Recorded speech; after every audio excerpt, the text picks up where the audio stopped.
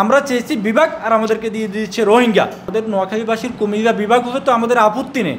আমাদের আপত্তি জায়গাটা হচ্ছে নোয়াখালীর যে ভৌগোলিক যে আয়তন, জনসংখ্যা, অর্থনীতি সব কিছু যদি আপনি বিবেচনা করেন এটা বিভাগ হওয়ার হকদার কিনা।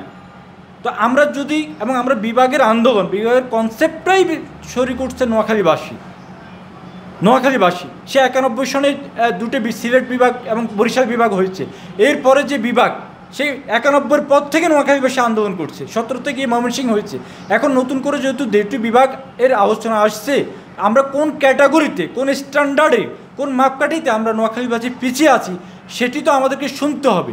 আর আমরা অলরেডি চট্টগ্রাম বিভাগের মধ্যে আছি, আমাদেরকে তো আরেকটা আপনি লেফট করাবেন, একটা বিভাগের সাথে জড়িয়ে ফেলছেন, সেটাতে তো আমাদের ভোগান্তি বাড়বেই।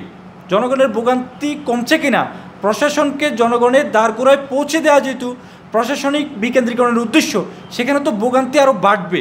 সুতরাং এই ভোগান্তি অবসানকল্পেও আমাদের নতুন বিভাগ প্রয়োজন বলে মনে করি। নোয়াখালীর বাসাবাসী, নোয়াখালী, লক্ষ্মীপুর, ফেনী, চাঁদপুর ও নোয়াখালীর বাসাবাসী এবং কুমিল্লারও যে অঞ্চলগুলো রয়েছে, নাঙ্গলকোট, রাকসাম, এগুলো নোয়াখালীর বাসাবাসী, তারাও আসতে পারে নোয়াখালী বিভাগে, অসুবিধা নেই তো। সুতরাং এইগুলো যদি চিন্তা করেন, আমরা চেয়েছি বিভাগ, আর আমাদেরকে দিয়ে দিচ্ছে রোহিঙ্গা।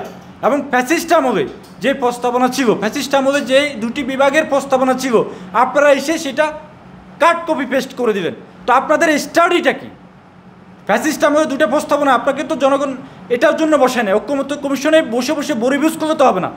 জাতীয় রাজনৈতিক দলগুলো শুধুমাত্র দুটি রাজনৈতিক দল, বাসদ এবং বাসদ মার্ক্সবাদী, এই দুটি রাজনৈতিক দল ছাড়া সকল রাজনৈতিক দল বিভাগের বিষয়ে ঐক্যমত হয়েছে। এবং আমি ব্যক্তিগতভাবে, আমাদের টিম ব্যক্তিগতভাবে ঐক্যমত কমিশনে গিয়েছি। কমপক্ষে 20টা রাজনৈতিক দলকে আমি জিজ্ঞেস করেছি, রাজনৈতিক দলের প্রতিনিধিকে, তারা জানেই না জুলাই সনদে যে বিভাগের বিষয়টি আসছে, এবং তারা অনেকে আশ্চর্য হয়ে গেছেন এটা কেন জুলাই সনদে আসবে। আরে ভাই, জুলাই সনদ যদি নাই আসে তো আপনি কেন স্বাক্ষর করলেন? আপনি যে মতামত দিয়েছেন, নোট অফ ডিসেন্ট দিয়েছে দুটি দল, আর বাকি দলগুলো এবং জোট তারা এটাতে সম্মতি প্রদান করছে, তবে আপনাকে জুলাই সনদও পড়েননি। জাতীয় একটা ইস্যু, সেন্সিটিভ ইস্যু, এটাকে এভাবে হেলাফেলা করে নেওয়া, এটা আমাদেরকে খুবই হতাশ করেছে। আমাদের এবং একজন আইনজীবী হিসেবে আমার হৃদয়ে রক্তক্ষরণ হয়েছে নোয়াখালীর বাসিন্দা হিসেবে, যার প্রেক্ষিতে আমি নোটিশ ডিমান্ডিং জাস্টিস দিয়েছি। আমরা ন্যায় বিচার চেয়ে নোটিশ দিয়েছি, আশা করি তারা এটাতে রেসপন্স করবেন, আমরা সেটাই প্রত্যাশা করি।